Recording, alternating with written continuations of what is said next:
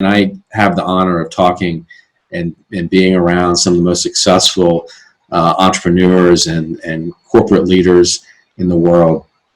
They all have coaches because they know that they're not perfect. They know that they have massive blind spots. Mm-hmm.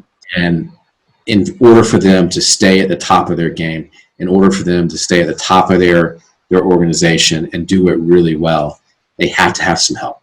Welcome to another episode of the People Hum interview series. I'm your host Akanksha Kulkarni, and let's begin with a quick introduction of People Hum. People Hum is an end-to-end one-view integrated human capital management automation platform, the winner of the 2019 Global Cody Award for HCM that is specifically built for crafted employee experiences and the future of work. We run the People Hum blog and the video channel, which receives upwards of 200,000 visitors a year and publish around 2 interviews with well-known names globally every month. And now for our guest, Rhett Power is the CEO and founder of Power Coaching and Consulting. He was recently named the 2018 Best Small Business Coach in the US. He joined Marshall Goldsmith's 100 Coaches and was named the #1 thought leader on entrepreneurship by Thinkers 360. He has been featured in the Huffington Post, Business Insider, The Hill, Time, The Wall Street Journal, and CNN Money, and is a regular contributor to Inc. magazine, Forbes, and Thrive Group. We are so excited to have him with us today. Welcome, Rhett. We are thrilled to have you. It's wonderful to be here. Thank you for the opportunity to be with you and your audience, and it's a real pleasure. Thank you. Great. So, Rhett, let's just start with the interview. And the first question that I would like to ask you is, just like I mentioned, you are a thought leader. So you've had an incredible journey so far in becoming a thought leader. What does it take to become one, and what are your future plans? Well, that's a wonderful question, and I approach the work that I do just like any other business. I learned a long time ago that no matter what you're trying to do in business or life, you put work into it, and so developing thought leadership and is a years and years worth of work. I've been writing articles and speaking and writing books for years and years. And so it's really just a day in, day out process of developing content that is relevant, that people need, that helps people. It's publishing, it's engaging with people on platforms like LinkedIn and other social media platforms. It's responding to messages. It's the whole thing. I approach it like I do a business and put a lot of time and effort into what I put out there, and then how I respond to that when people give me feedback. And so, I approach it just like I approach my business ventures, very methodically, and I put a lot of energy and time into it. And if you do that, I think that's, you can develop thought leadership around your specialty and around what you do and in your industry. I think anybody can do it. And one of my future plans, I love what I do. So I don't see me making any major changes or anything in the coming future. I mean, I get to help people every day, and I really, really enjoy it. I'm a people person, so I love to engage and talk to people and find out what they're thinking and what they're doing and find out about them. So to me, that brings me joy, and it makes me happy. And when you find that in life, when you find that thing that really makes you happy every day, Mm-hmm. I don't have any reason in the world to change it. And so, continuing to do that and continuing to put out and work and learn from entrepreneurs and business owners and the people that I work with and coach, and then in turning around and putting out content that maybe can help others that I can't speak to, and I can't work with. So that's what I plan to do. Keep planning to do that. And I guess one day I'll I'll take it easy or sit back, but not anytime soon. That's great to hear. So you are just here to inspire more people continuously, right? And you are, I have seen your ideologies and I have, checked out your profile, and I really hope that, our audience are really going to understand what you are bringing to the table today, right? Thank So, you. yeah. So, according to you, you have how have startups evolved over the years in terms of culture and innovation? Lots of changes. When I first started my business, even not that long ago in 2006, uh, there weren't, particularly in the area that I started my business in, the city and the part of the U.S. that I started the business in.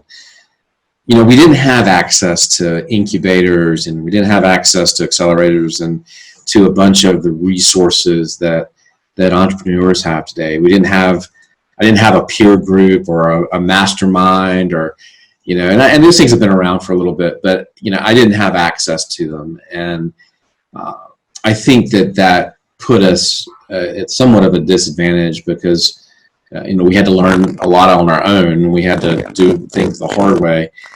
uh, I think that across the world, you see this sort of growth in incubators, accelerators, coaching. You see a growth in coaching.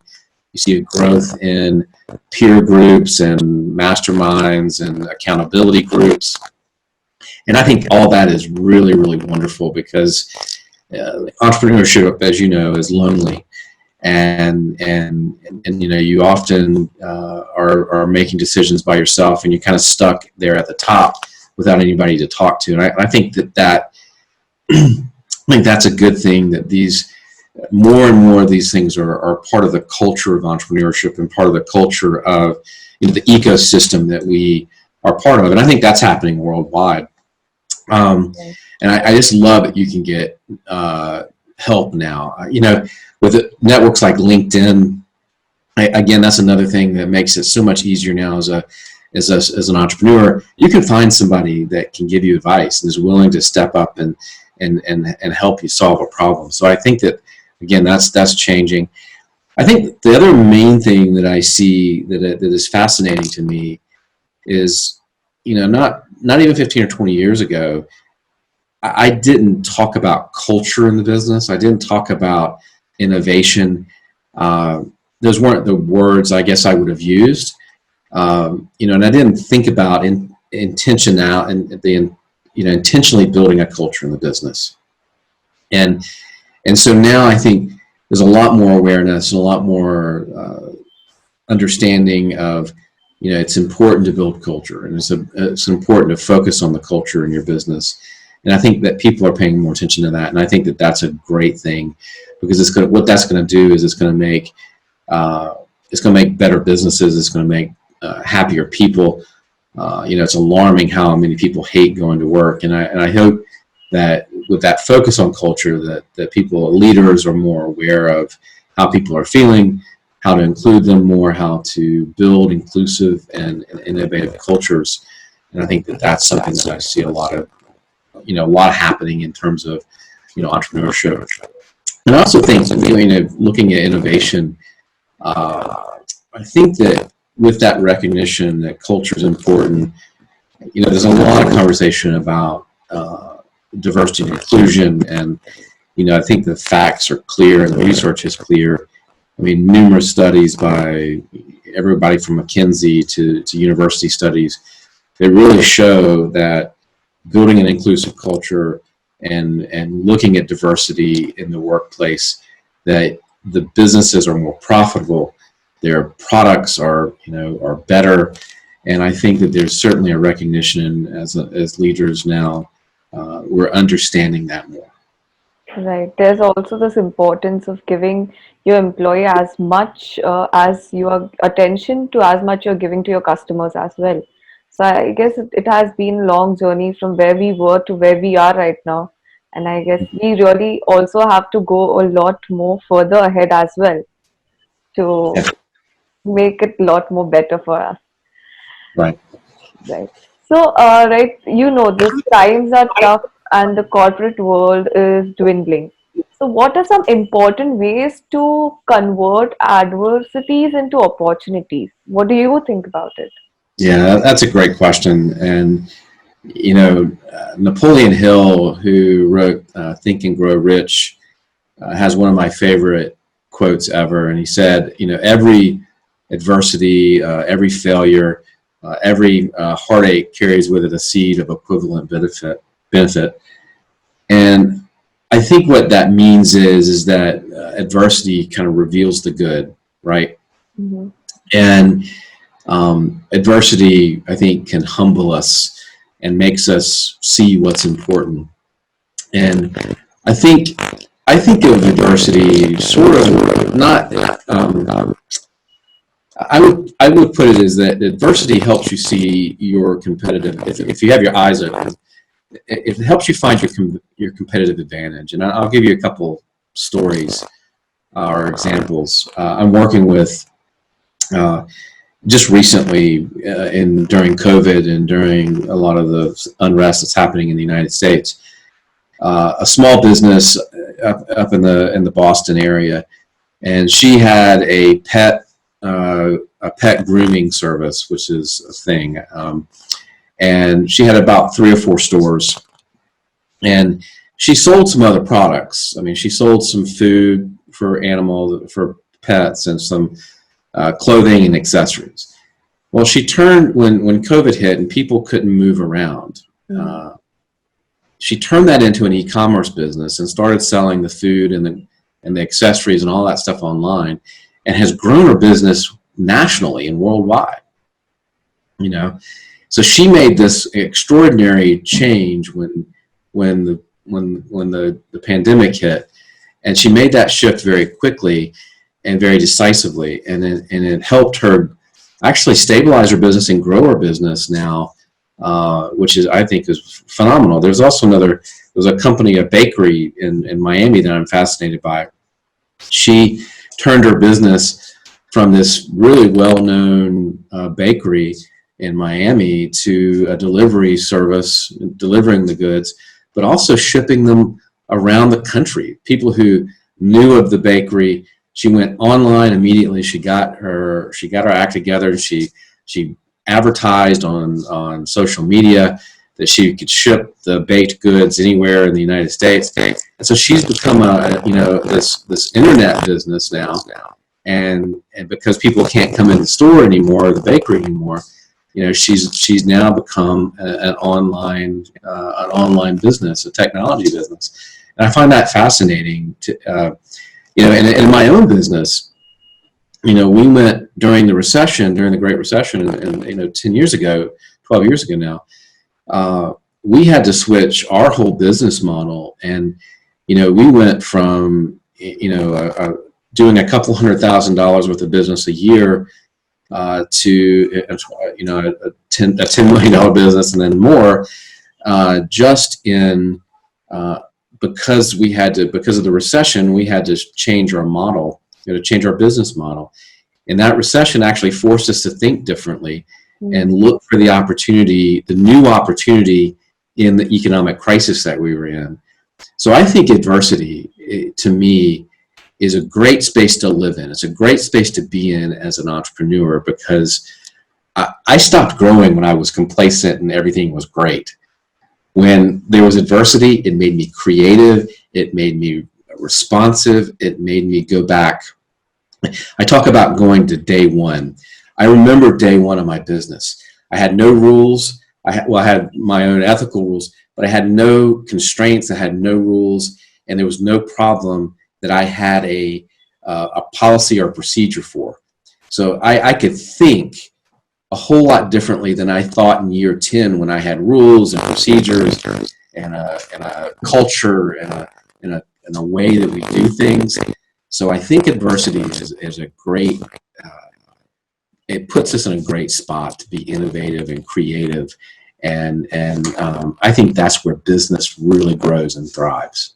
Right. Also, people would be looking for, as people as such who would, turn these into opportunities, who have taken advantage of the situation itself And this adds something to yourself, because we as humans as well, we see a problem and we are tend to solve it. We can't just sit back. We don't do that at all. Right, right. That's exactly right. Yeah. So I guess whatever you said, I completely agree with it. And the next question that I would like to ask you is, what would be some sound advice and healthy habits that one must cultivate for a better life and also become a better leader? That's a great topic, and we could talk a full hour on that just alone. And it's a favorite subject of mine because there's a lot written about it, and a lot people talk about it a lot. And I'm probably not going to say anything new here, but um, number one, I look at it sort of from a mind, body, spirit perspective. I think you have to have a clear mind, and you have to work on calming calming all that noise. I call that mental junk food. We have so much mental junk food out there. We have the news, and we have culture, and we have all this stuff, and we have just all this noise out there. And I think being able to calm, it's an art, and it's important to figure out a way to calm all that noise, to get rid of that mental junk food, by putting in healthy things into your mind. Whether you do meditation, whether you have accountability groups that you talk to, or like a mastermind or something, or even just somebody to talk to. I think it's really, really important to find a way to clear your mind. That self-talk, we all talk for ourselves. We all have conversations with ourselves. Those conversations in your mind have to be healthy. And so finding a way to have that positive self-talk, finding a way to clear the mind, I think is really critical. And in terms of the body, you got to eat, sleep, and exercise. You got to do that. That's I don't need to get into to why that's important. I think also, and then the spirit, right?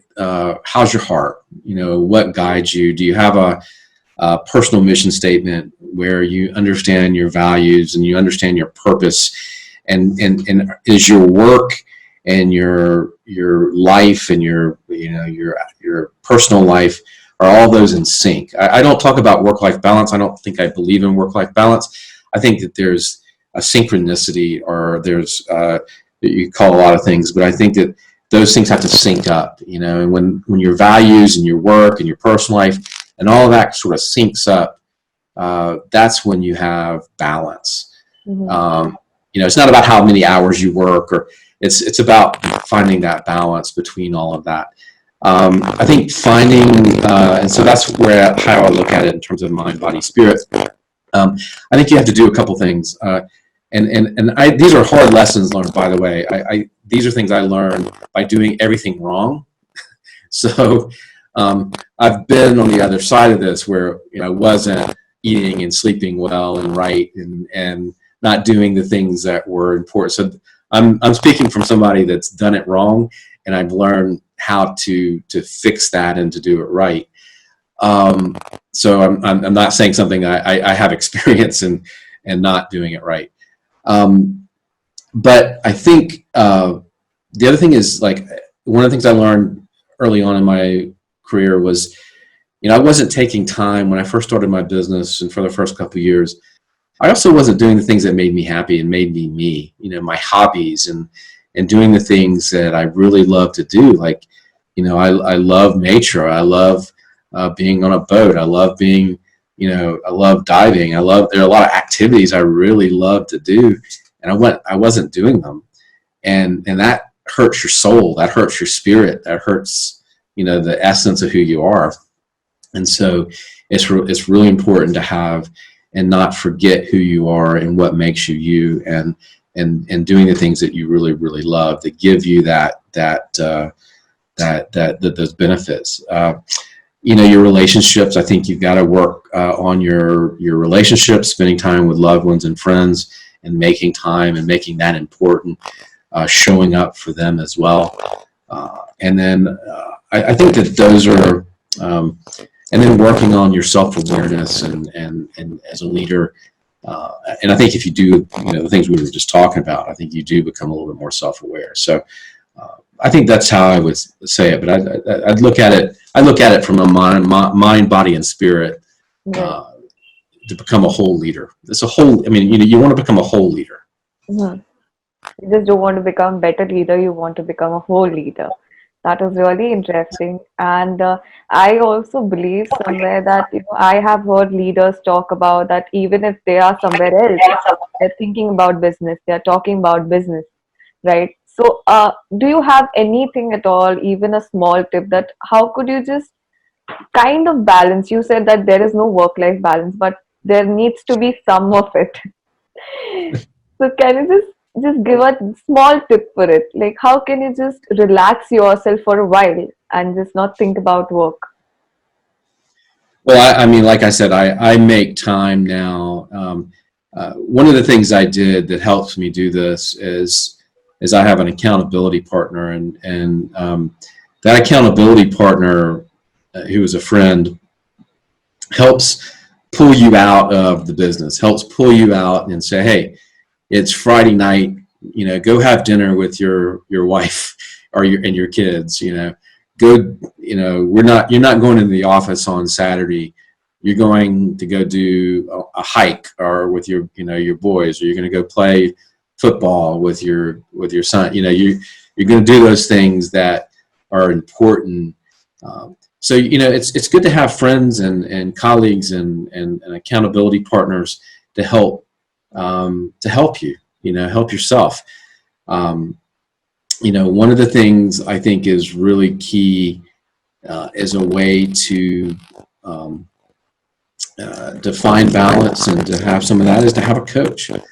Look, the best athletes in the world, the top executives in the world in any field, most of them have coaches. Hmm. And the reason they have coaches is because you can't do this on your own. You Yeah, can't be a leader. You can't be a head of a company. You can't do it all. You can't do it all by yourself, and you shouldn't have to do it by yourself. And those people help you find your blind spots. They help challenge you. They help you be your best self. And I think getting a coach and finding a coach that you connect with is really, really valuable. And and there's no shame in it. There's no there just isn't, because you shouldn't. I mean, I talk to people all the time. Well, it's embarrassing to have a coach. It's embarrassing to ask for help. You have to get over that, because the most successful people, and I have the honor of talking and being around some of the most successful entrepreneurs and corporate leaders in the world. They all have coaches because they know that they're not perfect. They know that they have massive blind spots, hmm, and in order for them to stay at the top of their game, in order for them to stay at the top of their organization and do it really well, they have to have some help. right. The acceptance is like, I guess, the first step towards this, to understand that maybe I do really need help and there's no Yeah, shame in it at all. we all need it. We all need it. We all are better when we have it, and um, I that's the one message I try to convey wherever I go and wherever I speak, is that it's okay. And the best people in the world, I mean, why do presidents and people that lead massive organizations, why they have so much help? Hmm. Because they need it. Right. That was really wonderful. And just to wrap up this interview, do you have any important sound bites that you would like to leave our audience with? I think I would just say, get rid of the mental junk food that you consume every day, and that's not food. I mean, that is the people in your life that are toxic. It's the information that angers you. I don't watch. I'm a news junkie. I love watching the news, but the news these days makes me really mad. So I've got to manage my consumption of it, right? And so it's manage the intake of mental junk food, and also just show up. I mean, people right now, they need you. They need comfort. They need compassion, and they need confidence that everything is going to be okay. Um, and people need direction right now. They need to understand that they're important to you as a leader, and if you can do that, you're going to be okay as an organization. Right. That was really a wonderful interview that I've had. And thank you so much, Rhett, for those amazing insights that you have given. And also, I really I'll cling on that mental junk food. That's really I took today. Yeah, that's a very interesting word, to be honest. And thank you so much for your time and your insights. And it has been really an enriching experience for me, and I'm sure it would be for our audience as well. And let's keep in touch. You have a healthy and safe time ahead of you. Thank you so much. You guys have a good evening, and it was a real pleasure to be here. Thank you. Thank you.